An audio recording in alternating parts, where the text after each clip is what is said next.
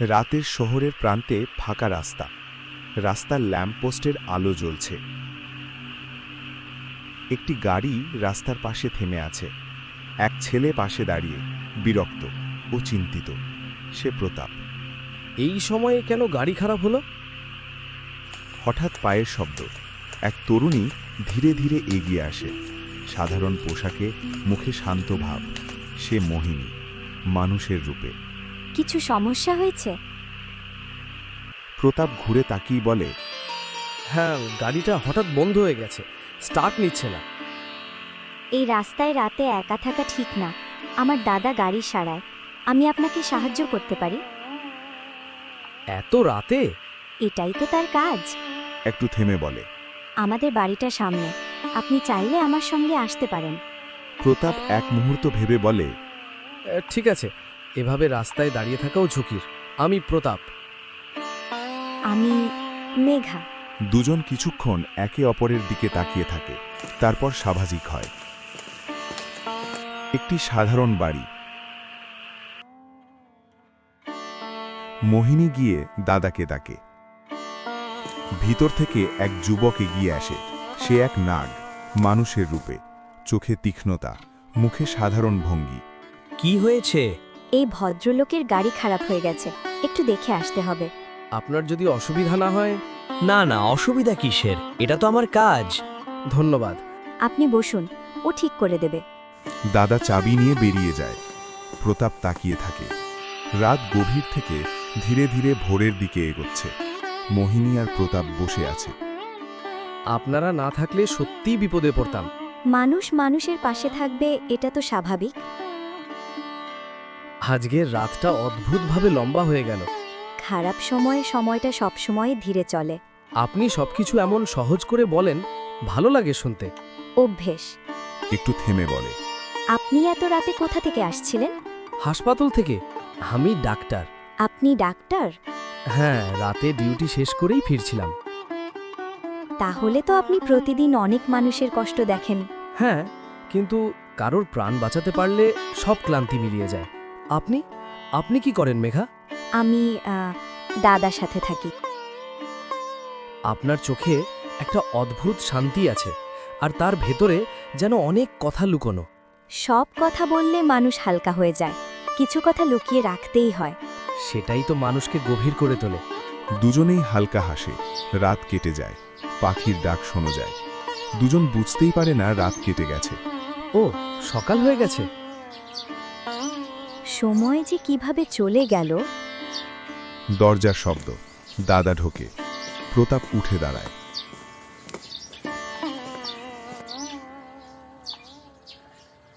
এত দেরি হলো কারণ গাড়িটা বেশ ঝামেলা ছিল, তবে এখন সব ঠিক আছে। আপনাকে অসংখ্য ধন্যবাদ। আপনি না থাকলে আজ সত্যিই বিপদে পড়তাম।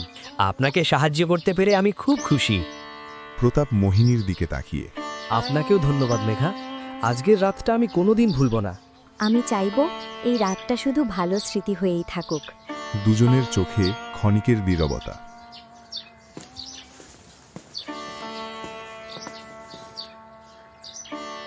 এক বিশাল অভিজাত বাড়ি। বাড়ির ভিতর বসে আছে বিশ্বনাথ সিংহ, কঠোর মুখ, হাতে খবরের কাগজ।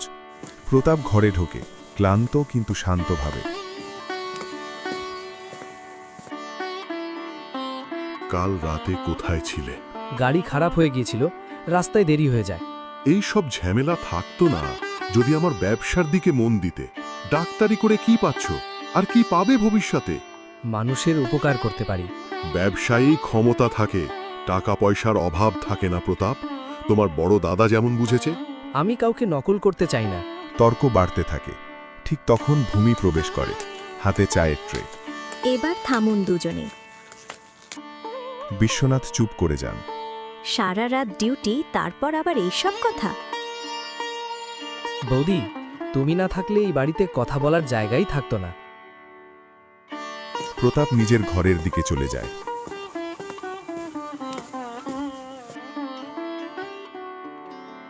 প্রতাপ নিজের ঘরে। কিছুক্ষণ পর ভূমি চা নিয়ে ঢোকে।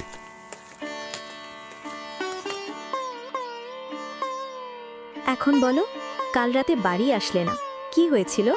কিছু না বৌদি। এই কিছু নার আড়ালেই তো গল্প থাকতেই পারে। প্রতাপ সব বলে।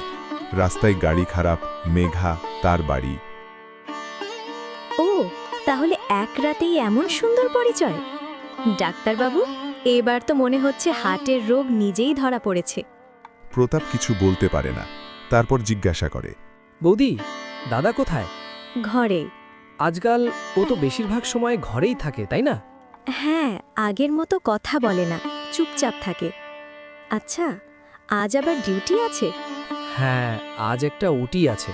ভূমি মুচকি হাসে, তারপর চলে যায়। প্রতাপের মনে পড়ে যায় মেঘার কথা। অজান্তেই তার ঠোঁটে হাসি। নাগলোকের সেই নির্জন স্থান, চারপাশে অন্ধকার। নাগেন্দ্র একা বসে আছে। মোহিনী, তুমি চলে গেলে, কিন্তু এই নিস্তব্ধতা রেখে গেলে কেন? চোখ বন্ধ করে বলে, প্রতিটা নিঃশ্বাসে তোমার নাম জড়িয়ে আছে। আমার মন বলেছিল যেতে দিও না, তবু তোমার চোখের দৃঢ়তার সামনে আমি হেরে গেলাম। ফিরে এসো মোহিনী, এই নাগরাজ্য তোমাকে ছাড়া শূন্য। অন্যদিকে মোহিনীও ঘরে একা বসে আছে। নাগেন্দ্র, তোমার চোখের দিকে তাকিয়ে মিথ্যে বলা সবচেয়ে কঠিন। আমি জানি এই পথ আমাকে আরও দূরে নিয়ে যাবে, তবু আমি তোমারই। এই অভিনয় শেষ হলে আমি শুধু তোমার কাছে ফিরব। প্রতাপও নিজের ঘরে দাঁড়িয়ে, তার হাতে কফির কাপ, ঠান্ডা হয়ে গেছে। মেঘা, আমি কেন বারবার তার কথা ভাবছি? একদিন দেখা, কয়েক ঘন্টার কথা, তবুও মনে হচ্ছে অনেক দিনের পরিচয়। অবাক কাণ্ড, আমি তো এমন নই। কয়েক মাস পর সকালের শহরের একটি শান্ত রাস্তা, লোকজন যাতায়াত করছে। হঠাৎ দূর থেকে প্রতাপ থেমে যায়, কারণ সে কাউকে চিনতে পেরেছে। প্রতাপ আনন্দে এগিয়ে এসে বলে, মেঘা, আপনি তো সেই রাতের। হ্যাঁ, আমি ভেবেছিলাম আর হয়তো দেখা হবে না। একটু থেমে বলে, আপনাকে কেমন যেন আজ একটু অন্যরকম লাগছে। কিছু হয়েছে? মেঘা কিছু বলে না। জীবনটা একটু বদলে গেছে। আপনার দাদা, উনি কোথায়? মেঘা কথা বলে না। সে আর নেই। কয়েক সেকেন্ড নীরবতা। প্রতাপ চমকে ওঠে এবং বলে, কি? সেই রাতের পরের দিন একটা অ্যাক্সিডেন্টে মারা গেছে। আমি খুব দুঃখিত। এখন আমার আর কেউ নেই। ওই বালিটাও ভাড়া দিতে পারছি না। মালিক বলে দিয়েছে আর থাকতে দেবে না। আপনি একা নন, মানে আমি আছি, যদি কোনো সাহায্য। ধন্যবাদ। কিছু কিছু লড়াই একাই লড়তে হয়। বিদায়। আপনি কোথায় যাবেন? জানি না, আমাকে এখন যেতে হবে। ভালো থাকবেন ডাক্তারবাবু। সে ধীরে এগিয়ে যায়। মেঘা ধীরে ধীরে চলে যাচ্ছিল। হঠাৎ, মেঘা, মেঘা, 1 মিনিট, দয়া করে থামুন। মেঘা থামে, কিন্তু ঘুরে তাকায় না। প্রতাপ কাছে এগিয়ে আসে। আমি আপনাকে এভাবে চলে যেতে দিতে পারি না। আপনি একা, ভেঙে পড়েছেন, আর আমি সেটা জেনেও চুপ করে থাকতে পারি না। মেঘা ঘুরে তাকিয়ে বলে, আপনি কেন এসব ভাবছেন ডাক্তারবাবু? আমরা তো মাত্র একদিন কথা বলেছি। একদিনই যথেষ্ট। কখনো কখনো কাউকে বুঝতে সময়ের দরকার হয় না। আপনার চোখে আমি শুধু কষ্ট দেখিনি, আমি একা হয়ে যাওয়ার ভয় দেখেছি। আমি চাই আপনি আমার পাশে থাকুন সারা জীবন। আপনি কি বলতে চাইছেন? একটু থেমে গভীরভাবে তাকিয়ে। আমি আপনাকে বিয়ে করতে চাই মেঘা। মেঘা চমকে তাকায়। কি কি বলছেন এসব? আমি আপনাকে বিয়ে করতে চাই। এভাবে একদিনের আলাপে? আপনি জানেন না আমি কে, আমার অতীত কি? অতীত জানার চেয়ে বর্তমানে পাশে থাকা বেশি জরুরি। আমি আপনাকে দয়া করতে চাই না, আমি শুধু আপনার সঙ্গে হাঁটতে চাই। আপনি এত সহজে এত বড় সিদ্ধান্ত নিলেন কেন? কারণ আজ যদি আপনাকে একা ছেড়ে দিই, তাহলে সারা জীবন নিজেকে ক্ষমা করতে পারবো না। যদি আপনি সত্যিই আমার পাশে থাকেন, তাহলে আমি রাজি। ধন্যবাদ। আজ থেকে আপনি আর একা নন। দীর্ঘ নীরবতা। মেঘার মনে মনে বলে, এত সবকিছু এত সহজে হয়ে গেল। প্রতাপ, তুমি জানো না এই হাত ধরা আমাকে কোথায় নিয়ে যাচ্ছে। আজ থেকেই প্রতিশোধের শুরু। যে মানুষগুলো আমার দাদাকে মেরেছে তার বাড়িতেই আমি ঢুকব, তাও দাদার মৃত্যুর অজুহাতে। ওরা ভাববে আমি অসহায় এক মেয়ে, কিন্তু আমি জানি এই বাড়ির প্রতিটা ইট একদিন আমার প্রশ্ন শুনবে।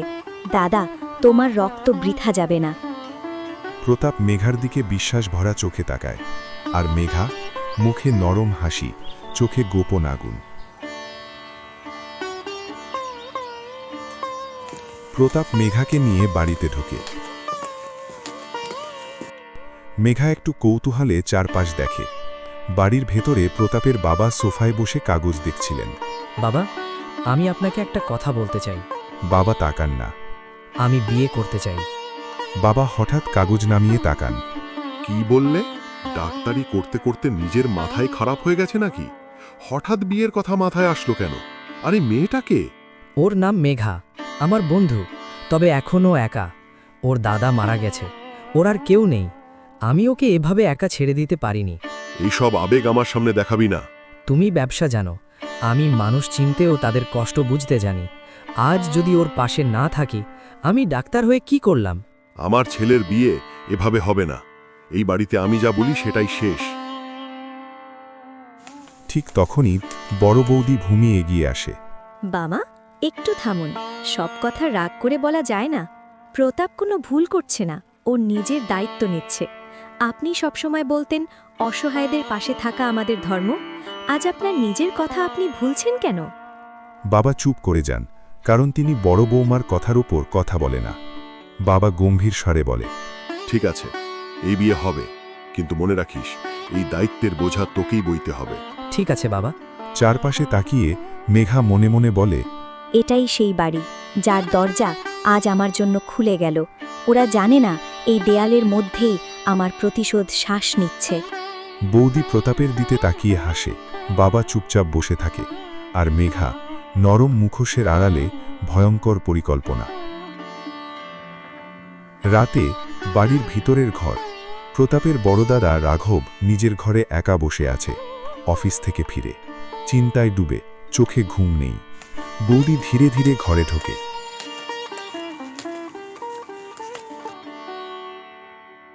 শুনেছ, প্রতাপ বিয়ে করছে।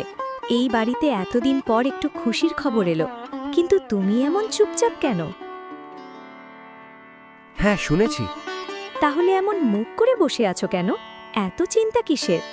দাদার চোখ নামানো, গলার স্বর ভারী। আমি একটা ভুল করে ফেলেছি। কি ভুল? এমন কি করেছ? আমাকে বলো। তুমি একা সব বোঝা বইবে না। আমি জেনে শুনে কিছু করিনি। বাবাকে বাঁচাতে গিয়ে এই কাজটা করতে হয়েছে। বৌদি আতঙ্কিত হয়ে বলে, কি কাজ? তুমি আমাকে ভয় দেখিও না। দাদা কিছুক্ষণ চুপ করে থাকে। আমি একটা সাপকে মেরেছি। বৌদি হালকা হেসে ওঠে, স্বস্তির নিঃশ্বাস নেয়। ও, এই কথা? একটা সাপই তো, এতে এমন ভয় পাবার কি আছে? তুমি এমন মুখ করে আছো যেন পাহাড় ভেঙে পড়েছে। সব সাপ একরকম হয় না ভূমি। কিছু সাপ চুপচাপ থাকে, কিন্তু আঘাত পেলে সব শেষ করে দেয়। বৌদি শান্ত করে বলে, তুমি যদি বাবাকে বাঁচাতে গিয়ে করো তাহলে সেটা পাপ নয়। একজন মানুষকে বাঁচানো কখনো অপরাধ নয়। তুমি সবসময় অন্যের দায়িত্ব নিয়েছো, আজও নিয়েছো। কিন্তু যদি সেই সাপটা না মরে? ভয় পেও না। ভয় পেলে ভয়ই বড় হয়ে ওঠে। যা হয়েছে ভুলে যাও। এই বাড়িতে এখন খুশির সময়। দাদা কিছু বলে না, চোখে অজানা আতঙ্ক। বৌদি তাকে জড়িয়ে ধরে।